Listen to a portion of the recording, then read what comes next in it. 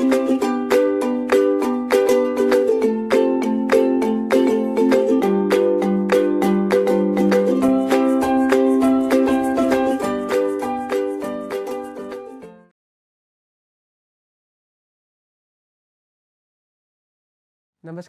मैं Suryabhushan Dubey Rameshwaram institute of technology and management के electrical engineering department में फैकल्टी हूँ। हम लोग इंडक्शन मोटर के बारे में स्टडी कर रहे थे। आज जो मेरा टॉपिक होगा इंडक्शन मोटर के स्टार्टर के बारे में। तो आज हम लोग पढ़ेंगे कि इंडक्शन मोटर में स्टार्टर की क्या आवश्यकता पड़ती है। तो स्टार्टर मतलब ये स्टार्ट करने के लिए होता है, किसके लिए होता है, इससे क्या बेनिफिट होता है, ये हम लोग पढ़ेंगे। और कितने प्रकार के स्टार्टर होते हैं और इसकी क्यों आवश्यकता पड़ी स्टार्टर का। तो जो आज मेरा टॉपिक है नेसेसिटी ऑफ स्टार्टर, मतलब इंडक्शन मोटर में स्टार्टर की क्यों आवश्यकता पड़ी है। आप देखिए स्टार्टिंग के समय जब मोटर मेरा क्या कर रहा है, स्टार्ट कर रहा है, तो at the time of starting, तो स्टार्टिंग के समय रोटर की स्पीड क्या होगी, 0 होगी। तो एनआर इक्वल टू क्या हो गया, 0 हो गया। उस समय जब एनआर 0 है तो स्लिप की वैल्यू क्या होगी, NS minus NR upon NS. तो यहाँ से आपकी स्लिप की वैल्यू क्या हो जाएगी, 1 हो जाएगी। जब आपकी स्लिप की वैल्यू 1 हो गई तो इस फार्मूले से ये हम लोग इक्विवेलेंट सर्किट पहले ही पढ़ चुके हैं। इक्विवेलेंट सर्किट आपने पढ़ चुका है कि ये R2 को हम लोग क्या करते हैं, ये R2 को इस बार 2 भाग में डिवाइड करते हैं, R2 and R2 1 minus S। ये इक्विवेलेंट सर्किट हम लोग प्रीवियस लेक्चर में पढ़ चुके हैं। तो ये जो आपका ये जो R2 है उसके अनुसार क्या हो जाएगा, ये आपका 0 हो जाएगा। तो यहाँ पर हमने इसको क्या कर दिया, शॉर्ट सर्किट कर दिया है। और जब इक्विवेलेंट सर्किट बनाएंगे तो ये क्या हो जाएगा, चूँकि इसमें वोल्टेज क्या करते हैं, कम अप्लाई करते हैं, तो ये XM को इसको पूरे को हम क्या कर सकते हैं, इग्नोर कर सकते हैं, जो कि हम पहले ही पढ़ा चुके इसके बारे में। अब देखिए क्या है, जैसा कि सर्किट से स्पष्ट है कि इम्पीडेंस कम हो जाता है। इम्पीडेंस कम क्यों हो जाएगा, क्योंकि ये जो वैल्यू है ये सारा वैल्यू क्या हो जाएगा, 0 हो जाएगा। तो टोटल इम्पीडेंस मतलब मोटर का इम्पीडेंस वो क्या हो जाएगा, वो कम हो जाएगा। अब जब इम्पीडेंस कम हो जाएगा तो यहाँ पर जो करंट बह रहा है IST स्टार्टिंग करंट, तो वो स्टार्टिंग करंट भी क्या हो जाएगा, बढ़ जाएगा। तो स्टार्टिंग करंट के बढ़ने से क्या हो जाएगा, अब ये स्टार्टिंग करंट के बढ़ने की वजह से ये सारा करंट किस में जाने लगेगा, इस मोटर के अंदर। और जब ये इस मोटर के अंदर जाएगा तो मोटर क्या हो जाएगा, खराब होने का डर होगा। अब चूंकि ज़्यादा करंट बहता है तो ये क्या होगा, खराब होने का डर होगा। एक चीज़ और है, यदि आप अपने घर में कोई ऐसा इंस्ट्रूमेंट लगा दीजिए जिसमें ज़्यादा करंट लेने लगे तो पूरे घर का क्या होगा, वोल्टेज क्या हो जाता है, ड्रॉप हो जाता है। तो 2 दिक्कत आती है। पहली दिक्कत वो आएगी कि स्टार्टिंग करंट ज़्यादा होने की वजह से मोटर खराब होने का डर रहेगा, और दूसरा पूरे होल लाइन सिस्टम का वोल्टेज ड्रॉप क्या हो जाएगा, कम हो जाएगा। इसका एक एग्जांपल देख सकते हैं। अगर आप अपने घर में 2-3 हीटर लगा लीजिए तो आप पाएंगे जो वोल्टेज है आपके घर का वो क्या हो जाएगा, ड्रॉप कम होने लगेगा। जैसे 220 वोल्ट वोल्टेज आ रहा है घर में, आपने 2 या 3 हीटर लगा लिया तो वो 220 से क्या हो जाएगा, आपका 200-180 वोल्ट में कन्वर्ट हो जाएगा, मतलब कम हो जाएगा। तो 2 प्रॉब्लम आती है। यही चीज़ हमने यहाँ लिखा है, यह स्टार्टिंग करंट बहुत ज़्यादा होती है जिससे इंडक्शन मोटर के डैमेज होने का खतरा तथा एक्सेसिव लाइन वोल्टेज ड्रॉप बढ़ जाता है। इसलिए मोटर को स्टार्ट करने के लिए क्या आवश्यकता पड़ती है, स्टार्टर की आवश्यकता पड़ती है। मतलब मेरा स्टार्टर क्या करता है, मेरे स्टार्टर का 2 कार्य है। पहला वो क्या करता है, मोटर का स्टार्टिंग करंट कम करता है। ये MCQ क्वेश्चन है, SSC JEE वगैरह में आता है, मतलब कंपटीशन में आता है। तो पहला वो क्या किया, स्टार्टिंग करंट कम करेगा। दूसरा क्या करेगा, लाइन वोल्टेज में जो ड्रॉप एक्सेसिव वोल्टेज ड्रॉप होता है उसको भी क्या करेगा, उसको भी कम करेगा, मतलब लाइन वोल्टेज ड्रॉप होने से बचाएगा। अब आपने पढ़ लिया। अब बात करते हैं कि स्टार्टर की क्या प्रॉपर्टी होनी चाहिए। तो एक प्रॉपर्टी क्या होनी चाहिए कि ये क्या करेगा, रिड्यूसिंग द स्टार्टिंग करंट, मतलब ये क्या करेगा, रिड्यूसिंग द स्टार्टिंग करंट, मतलब ये स्टार्टिंग करंट को क्या करेगा, रिड्यूस करेगा।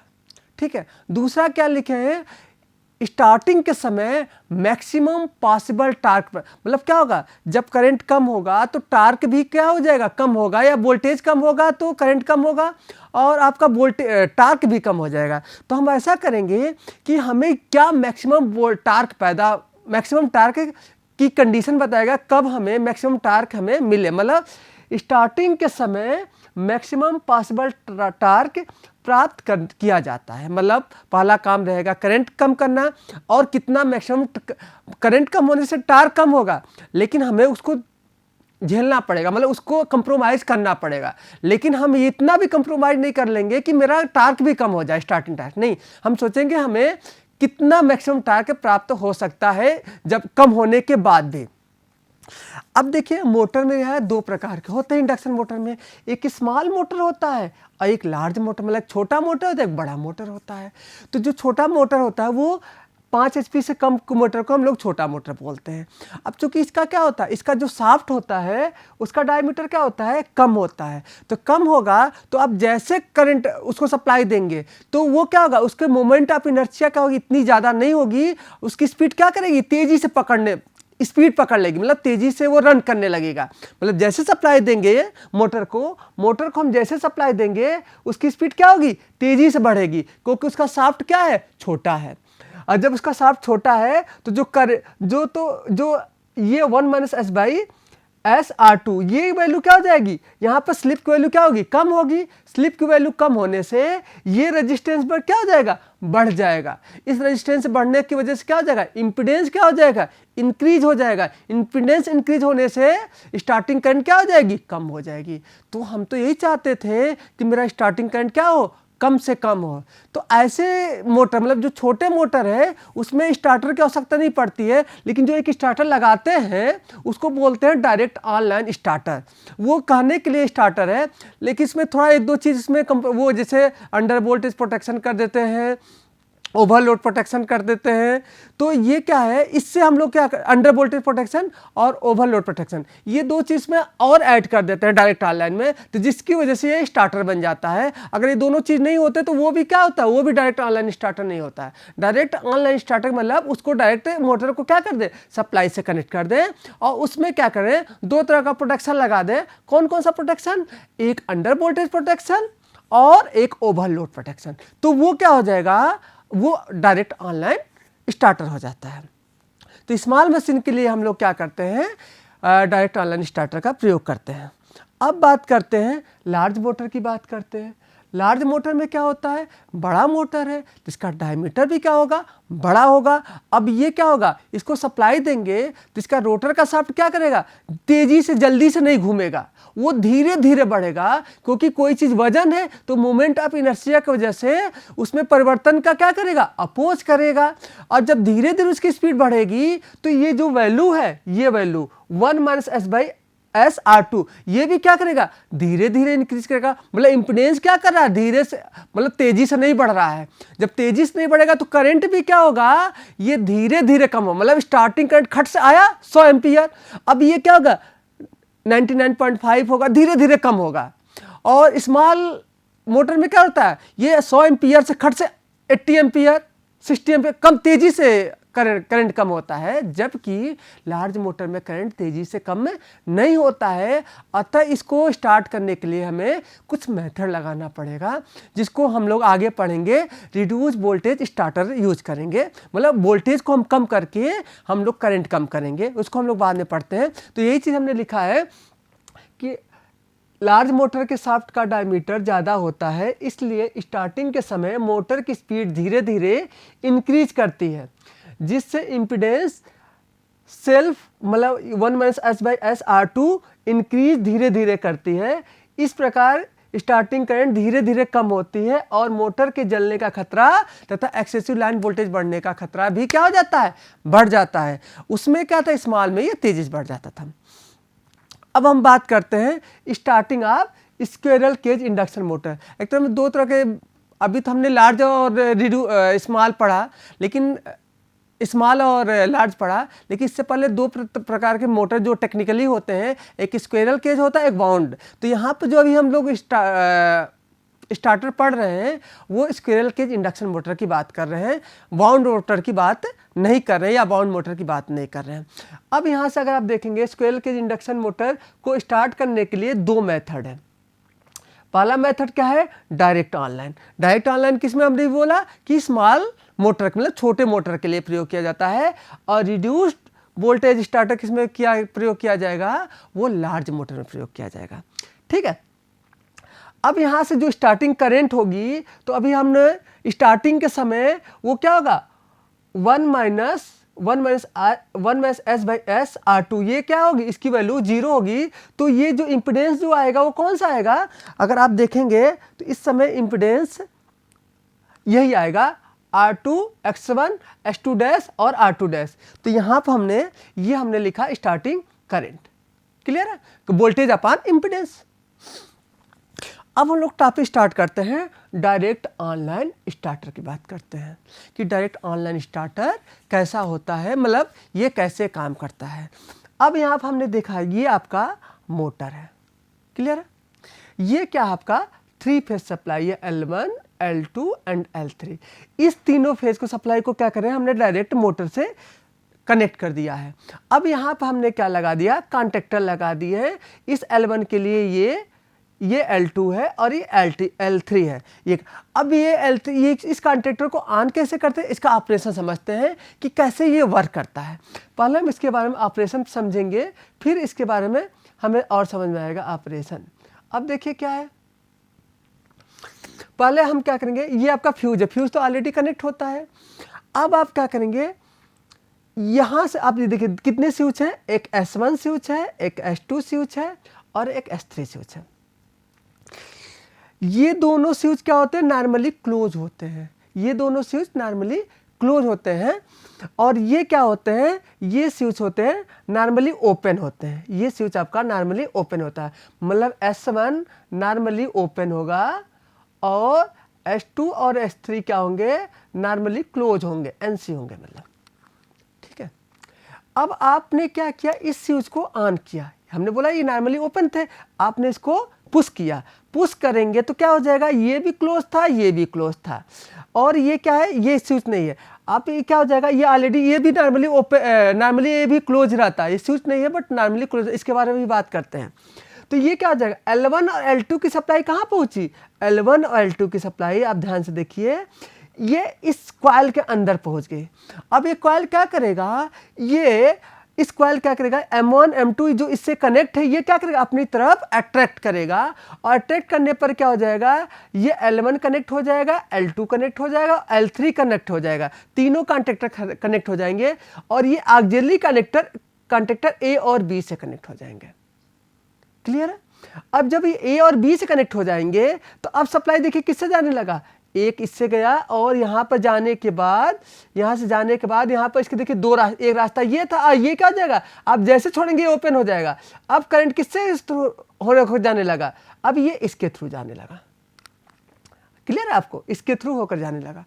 अब ये क्या हो गया, इस ऑक्सिलरी कॉन्टेक्टर के थ्रू इस कॉइल के अंदर सप्लाई जाने लगी। अब आपका ये क्या करने लगा, ये मोटर चलने लगा। क्लियर है, यही ऑपरेशन था।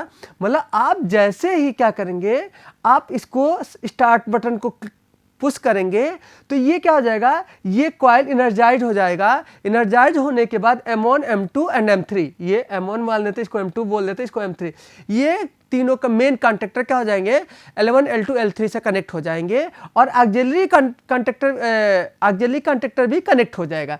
अब ये क्या हो जाएगा, जैसे आप छोड़ेंगे ये क्या हो जाएगा, नॉर्मली ओपन हो जाएगा, क्योंकि हमने बोला नॉर्मली ओपन। अब ये सप्लाई की कॉइल किससे मिलने लगेगा, इस ऑक्सिलरी कॉन्टेक्टर के थ्रू कॉइल को सप्लाई मिलने लगेगी। अब यहां से क्या करेंगे, अगर आप इसको क्या करेंगे, S2 को पुश करेंगे तो ये क्या हो जाएगा, ये आपका बंद हो जाएगा, क्योंकि इससे जो सप्लाई जा रही थी अब वो कॉइल क्या हो जाएगा, डी एनर्जाइज हो जाएगा। डी एनर्जाइज होने पर ये क्या हो जाएगा, ऑटोमेटिक ये फिर से L1 L2 L3 क्या हो जाएगा, आपका ओपन हो जाएगा। क्लियर है, तो L1 L2 क्या हो गया, आपका ओपन हो गया। क्लियर, अब क्या हुआ, तो ये क्या हो जाएगा, ये बंद हो जाएगा। दूसरा कंडीशन ये है, यदि आप क्या करें, इसको हमने एक रिमोट स्टॉप कर दिया है। एक तो ये जो होता है ये स्टॉप S2, ये तो पैनल के पास लगा होता है, इस वाले को आप क्या कर सकते हैं, दूर लगा सकते हैं। कभी कभी आपको अगर दूर से भी इसको बंद करना होगा तो भी ये क्या हो जाएगा, आपका बंद हो जाएगा मोटर। ठीक है, अब इस कॉइल की तो बात हो गई। अब दूसरी बात करते हैं, ये क्या है, ओवरलोड कॉइल क्या है। OLC क्या है, यहाँ पर क्या है, अगर करंट इसमें क्या हो जाएगा, हाई बहने लगेगा, इसमें एक मैक्सिमम करंट से ऊपर बहने लगेगा, अगर इसमें करंट जो है वो मैक्सिमम से ऊपर बहने लगेगा, तो ये क्या हो जाएगा, ये कॉइल इस कॉन्टैक्ट या इस स्विच को क्या करेगा, ये ओपन कर देगा, ये कॉइल इस स्विच को क्या कर देगा, ओपन कर देगा, जो कि नॉर्मली क्लोज था, लेकिन हाई करंट पर क्या हो जाएगा, ये ओपन हो जाएगा। ये जैसे S1 ओपन हो गया, ये जैसे S1 क्या हो गया, इसको S2 बोलना चाहिए था, नॉर्मली ओपन, जैसे ही S2 ओपन हो जाएगा तो ये क्या हो जाएगा, यहाँ से जो कॉइल को सप्लाई जा रही थी वो भी क्या हो जाएगी, डी एनर्जाइज हो जाएगी, और जैसे डी एनर्जाइज हो जाएगी तो पुनः ये क्या हो जाएगा, आपका ऑफ हो जाएगा। क्लियर है?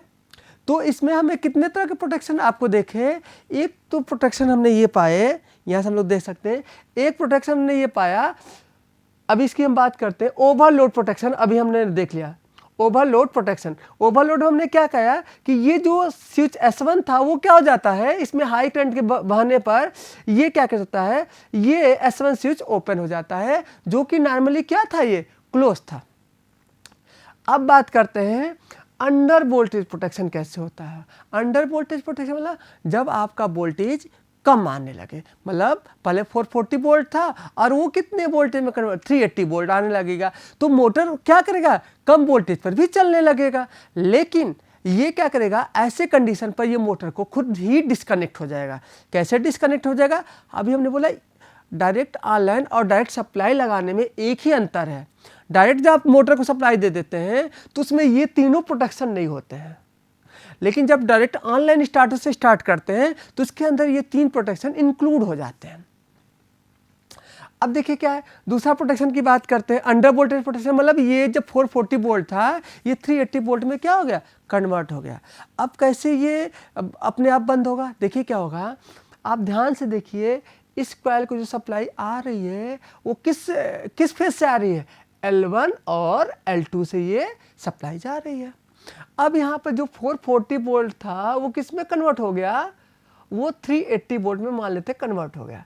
अब यहाँ पर कॉइल के क्रॉस जो वोल्टेज आएगा वो कितना आएगा, 380। इसमें हम एक ऐसा लगा देंगे कि ये इस वोल्टेज से जैसे कम हो, ये ऑटोमेटिक क्या हो जाए, ये इसके अंदर अट्रैक्शन पावर इतना कम हो जाए कि ये क्या छोड़ दे, मतलब तो इसके अंदर जो एनर्जाइज पावर जो हो जाएगी वो क्या हो जाएगी, कम हो जाएगी। और जैसे इस वोल्ट मतलब इससे कम पावर होगा तो ये क्या हो जाएगा, ऑटोमेटिक ये M1 M2 M3 क्या हो जाएंगे, ऑटोमेटिक ओपन हो जाएंगे, और ये L1 L2 L3 क्या हो जाएंगे, मोटर से डिस्कनेक्ट हो जाएंगे। मतलब अंडर वोल्टेज में क्या हो जाएगा, यहाँ पर क्या हो जाएगी, इसकी ये क्या करेगा, कम वोल्टेज पर ये इस कॉन्टेक्टर को क्या करेगा, छोड़ देगा और ये ओपन हो जाएंगे। तो ये क्या हो गया, आपका अंडर वोल्टेज प्रोटेक्शन हो गया। ओवरलोड प्रोटेक्शन तो बता दिए थे। अब बात करते हैं short circuit protection. Short circuit में क्या होता है, मान लेते किसी कारणवश ये तीनों तार क्या हो गए, टच हो गया या कुछ भी हो गया, तो यहाँ पर हमने क्या लगा रखा है, फ्यूज लगा रखा है। ये फ्यूज से क्या हो जाएंगे, ये फ्यूज ओपन हो जाएंगे, मेल्ट होकर के ओपन हो जाएंगे। इस प्रकार से क्या हो गया, आपका शॉर्ट सर्किट प्रोटेक्शन हो गया। ठीक है, अब देखिए हम लोग नेक्स्ट बात करते हैं, थ्योरी की बात करते हैं कि यहाँ पर क्या होता है। अब देखिए क्या, ये हमने इंडक्शन मोटर का सर्किट डायग्राम बनाया, इक्विवेलेंट सर्किट में बताए थे। तो यहाँ पर जो लगे होते थे, एक XM होते थे और एक यहाँ पर RC होते थे। यहाँ पर हम दोनों को क्या कर दिए, इग्नोर कर दिए है। ठीक है, अब यहाँ पर क्या, और R1 R2 को हम लोग क्या कर दिया है, S2 और R2 को हम लोग क्या कहते हैं, इधर रिफर कर दिया प्राइमरी साइड। और ये स्टार्टिंग के समय क्या होगा, ये जो वैल्यू थी R2 1 - S/S जो हम पहले ही बता चुके, इसकी वैल्यू क्या हो जाएगी, 0 हो जाएगी। और जब 0 हो जाएगी तो क्या हो जाएगा, ये लाइन ये पूरा हमने शॉर्ट कर दिया, जो कि हमने यहाँ पहले लगाए थे। जो ये किसको रिप्रेजेंट कर रहा था, मैकेनिकल लोड को दिखा रहा था। मतलब एक था PG, PCU एंड PMD, मतलब ये PMD को रिप्रेजेंट कर रहा था। मैकेनिकल डेवलप्ड पावर वो क्या हो जाएगा, 0 हो जाएगा। जब रोटर नहीं चलेगा तो ऑटोमेटिक 0 हो जाएगा, क्योंकि स्लिप की वैल्यू उस समय क्या हो जाएगी, 1 हो जाएगी, और 1 होने की वजह से 0 हो जाएगा। मतलब ये आपका रेजिस्टेंस जो R2 1 - S/S है वो क्या हो गया, 0 होगा। तो इस कंडीशन में अगर आप देखेंगे तो यहाँ पर जो स्टार्टिंग करंट है उस स्टार्टिंग करंट को क्या बोल सकते हैं, शॉर्ट सर्किट करंट भी बोल सकते हैं, क्योंकि इस समय स्टार्टिंग के समय ये ऑटोमेटिक एस की वैल्यू क्या होगी, 1 होगी, इसलिए आई एस टी को क्या लिख सकते हैं, आई एस सी लिख सकते हैं। तो यहाँ पर हमने देखिए I S T equal to I S C, यहाँ पर हमने बोला कि हम रेटेड वोल्टेज अप्लाई कर रहे हैं। आपने देखा डायरेक्ट ऑनलाइन में वोल्टेज कितना अप्लाई किए थे, पूरा जितना उसका रेटेड होता है उतना आपने अप्लाई किया था। क्लियर।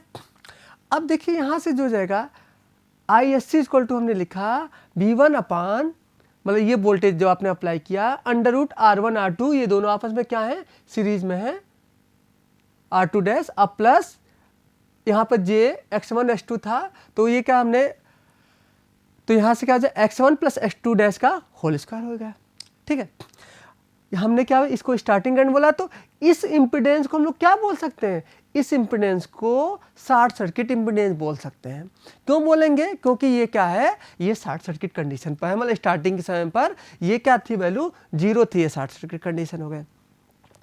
अब देखिए क्या है, अब हम टार्क की बात करते हैं, तो टी इक्वल टू क्या था, आपको पता है टी इक्वल टू होता है पी जी अपान ओमेगा एस, और पी जी इक्वल टू हम लोग पहले ही पढ़ चुके थे, पी जी देखिए P G, P C U और पी एम डी, ये तीनों हमने बताया था, याद होगा।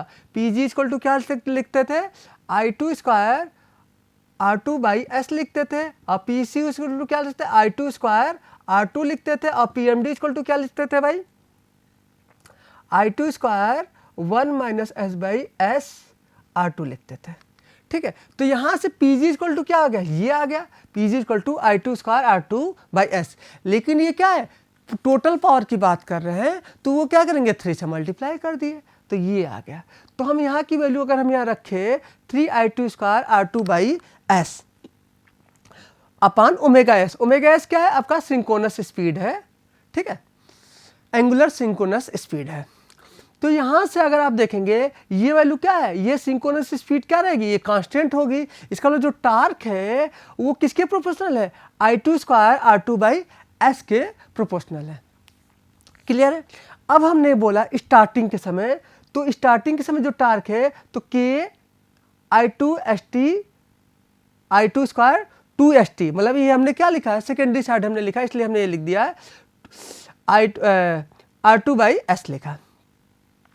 ठीक है, अब यहाँ से क्या हो जाएगा, ये तो क्या स्टार्टिंग टार्क मिल गया। अब हम बात करते हैं full load torque. Full load torque में क्या हो जाएगा, सेम चीज रहेगा, और आर टू बाई यहाँ जो स्लिप यहाँ तो एस था, यहाँ पे क्या हो जाएगा, एस एफ एल हो जाएगा।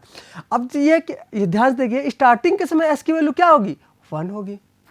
तो अगर हम दोनों को क्या कर दें, डिवाइड कर दें, मतलब इक्वेशन ए और इक्वेशन बी को हम क्या कर दें, डिवाइड कर दें, ए और बी को ए डिवाइड बाई बी, तो क्या आ जाएगा, अब ध्यान से देखिए, तो T S T upon T F L, T S T upon T F L, I two S T और आई टू एफ एल, और ये क्या जाएगा, S F L upon S आ जाएगा।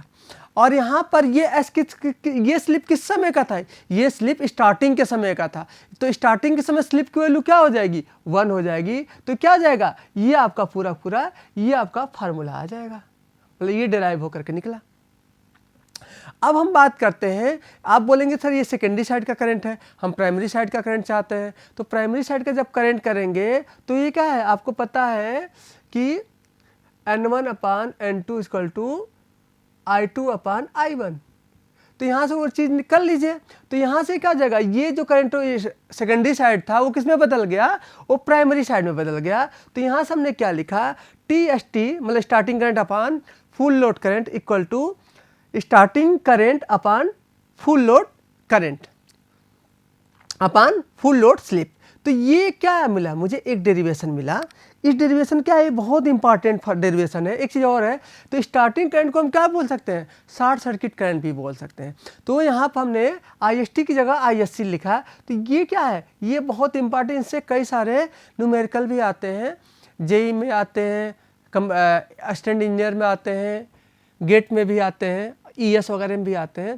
तो ये एक मुझे स्टार्टिंग टार्क और फुल लोड टार्क में एक रिलेशन मिला, वो भी किस कंडीशन में, डायरेक्ट ऑनलाइन कंडीशन में मिला। अब इस टार्क को हम लोग क्या करेंगे, मेरे पास 3 स्टार्टर और हैं जो अभी हम बोल रहे थे, रिड्यूस वोल्टेज स्टार्टर, जो कि हम लोग इसको नेक्स्ट लेक्चर में पढ़ेंगे। रिड्यूस वोल्टेज स्टार्टर में 3 तरह के वोल्टेज स्टार्टर हुए। एक स्टार्टर क्या हुआ, star delta, auto transformer starter और रिएक्टर स्टार्टर। ठीक है, इसी से हम लोग क्या करेंगे, इसको हम इससे कंपेयर मारेंगे। अब हम बात करते हैं advantage of direct online starter. पहला एडवांटेज क्या है, ये क्या होता है, simple and most economical starter होता है। इसका जो कंस्ट्रक्शन होता है वो क्या होता है, बहुत सिंपल होता है और ये कास्ट में सस्ता होता है। सेकंड क्या बोले, more comfortable to design and operate and control. इसका डिजाइन करना भी क्या है, बहुत इजीली डिजाइन कर सकते हैं, आसानी से ऑपरेट कर सकते हैं, आसानी से कंट्रोल कर सकते हैं। नेक्स्ट हमने बोला provide nearly fully starting torque at the starting. तो स्टार्टिंग के समय क्या करता है, फुल स्टार्टिंग टार्क मुझे मिलता है, जो कि फुल लोड के समय मिलता है। नेक्स्ट क्या है, easy to understand and troubleshoot. इससे हम क्या कहते हैं, आसानी से इसको समझ सकते हैं कि इसमें क्या क्या कोई अगर ट्रबल शूट आता है। अब हम बात करते हैं डिसएडवांटेज की बात करते हैं। तो डिसएडवांटेज में क्या है, हाई स्टार्टिंग करंट। इसमें जो स्टार्टिंग करंट क्या होती है, बहुत ज़्यादा होती है। वो कितनी टाइम्स होती है, 5 से 7 गुना ज़्यादा होती है। ठीक है। सेकेंड क्या है, uses of direct online starter still cause a significant dip in voltage. मतलब आप लोग क्या करते हैं, डायरेक्ट ऑनलाइन स्टार्टर यूज करने के बाद भी वोल्टेज ड्रॉप क्या होता है, जबकि होना नहीं चाहिए, हम लोग ये चाहते हैं। है suitable only for small motor, इसलिए ये क्या है, इसमें स्मॉल मोटर के लिए ही सुटेबल होता है। नेक्स्ट बात करते हैं direct online starter reduce the life span of machine. जो मोटर होगा अगर डायरेक्ट ऑनलाइन स्टार्टर से स्टार्ट करेंगे तो इसका जो जीवन है वो जल्दी ख़राब हो जाएगा, उसका लाइफ स्पेन क्या हो जाएगी, कम हो जाएगी। आप सोचेंगे क्यों कम हो जाएगी, क्योंकि स्टार्टिंग के समय वो कितना करंट ले रहा है, उसका फुल लोड करंट का 5 से 7 गुना करंट ले रहा है। तो वो धीरे धीरे क्या हो जाएगा, वो ख़राब होने लगेगा। तो आज के लिए हम लोग ये रखते हैं, नेक्स्ट चैप्टर लेक्चर में हम लोग रिड्यूस वोल्टेज स्टार्टर पढ़ते हैं। धन्यवाद, नमस्कार।